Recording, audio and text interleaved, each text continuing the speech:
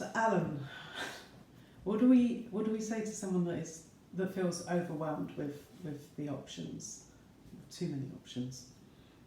They feel like they have too much choice in life. No, exactly. And they're pulled in many directions. Like how do they narrow it down? How do you eliminate? So, you see this a lot early on when people are going for a degree, for example, right? And so you're getting through your high school, your academics were set for you, didn't have a lot of choice, and now you have to choose some type of major, for example, at university, and you decide on English Lit. And then you get a couple semesters into it, and you say, that's just not right for me, and you switch to medicine, pre-med. And then you get a few more semesters into it, and you switch again. Right? And the truth is that some people just don't know what calls to them most, and they have to fumble through it. And if you happen to be one of those people, like you have the awareness that you don't have clarity as to where you want to be in a practical context, Mm-hmm. the advice that I give people, first off, is to be gentle with yourself. Mm-hmm. And say that's okay. Not everybody's incarnation was intended with absolute clarity of where they were supposed to go in the physical realm.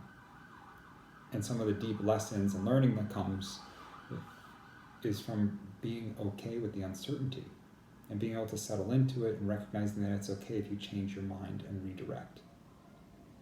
Right? So somebody who signs up for pre-med only to drop out of it and go into law because they feel that's their calling, so be it. And even if they become a lawyer and a few years into that they say, you know what, I made a mistake and I have to redirect again. It's not the end of the world. Somebody who has analysis paralysis, which is there's so many choices that I don't even know where to start. Right? This can be the manifestation of a multitude of different energies. And so in a dysfunctional context, or sometimes a wounded context, they may lack self-esteem. They may never have had the courage or confidence instilled within them, and they may never have developed it properly because they were in difficult households or they didn't have good examples set for them. So they have trouble embarking on any true committed undertaking because they're fearful either of A, being trapped into it, or B, failing. And so if that's the manifestation of it, then it's like anything else. It's a journey into awareness, and it's trying to figure out exactly what it is that's underpinning that either A, fear of failure, or B, that fear of containment, being stuck. All right? And when you're able to do that work, which is deep work, and it is truly deep work, when you come to terms with it, you can start to build the necessary support or frameworks so that after you've made your way through it, you're in a stable space.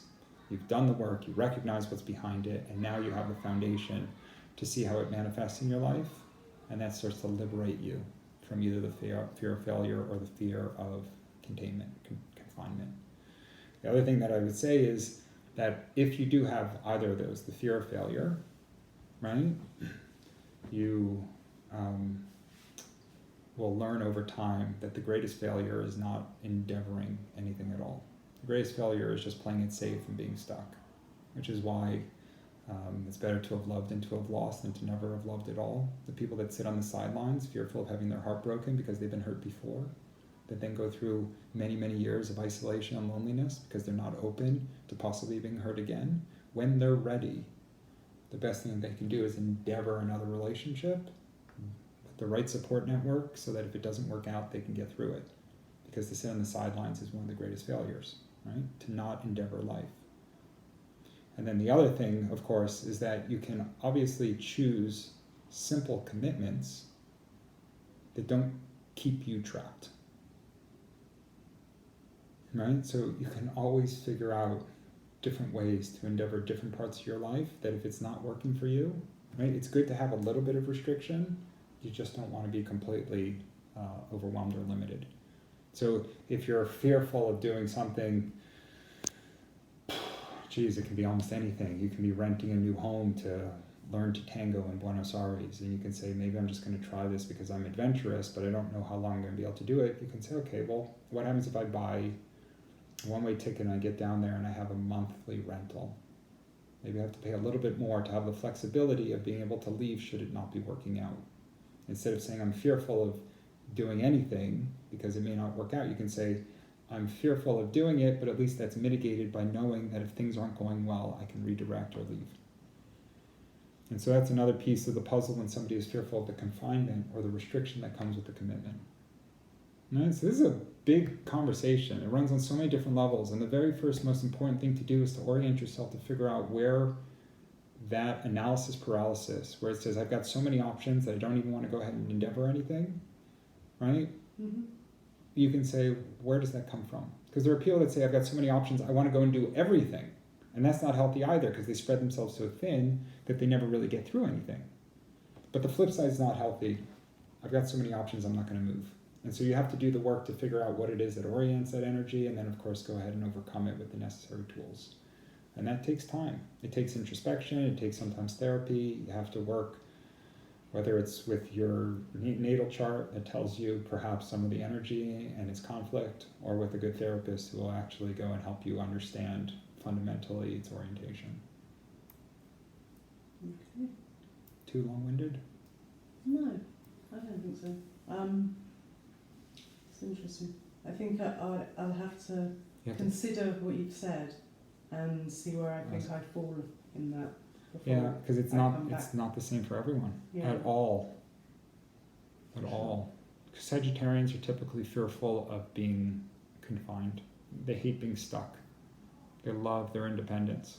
So the fear of being stuck sometimes keeps them away. It keeps them stuck, exactly. It keeps them away from commitment. Because they've been in committed situations that they felt stifled in and they don't want to do it again. So that's usually my advice, is baby steps. Yeah. Come up with small, light commitments that you can get out of easily if it's not working. But then there's a lot of people, you get this all the time, people that have either been abused or otherwise never given the empowerment of adventure, that they're like, I'm afraid to do anything because I may fail. It's the worst. Because they can't take that first step. Those are the two that come to mind. There's probably more manifestations of it. For sure. Right? So you really have to ask yourself that question, what am I really afraid of? Like, what is it? Is it that there's so much to do that I'm just like, or is it like there's so much to do and I'm using that as an excuse to avoid doing anything? You know, or is there so much to do, but each of these carry consequences, and maybe I'm not comfortable with the consequences of what it is that I may be doing. It's a big, deep conversation. It's a big, deep conversation. But that's the introspective work. That's the self-awareness stuff.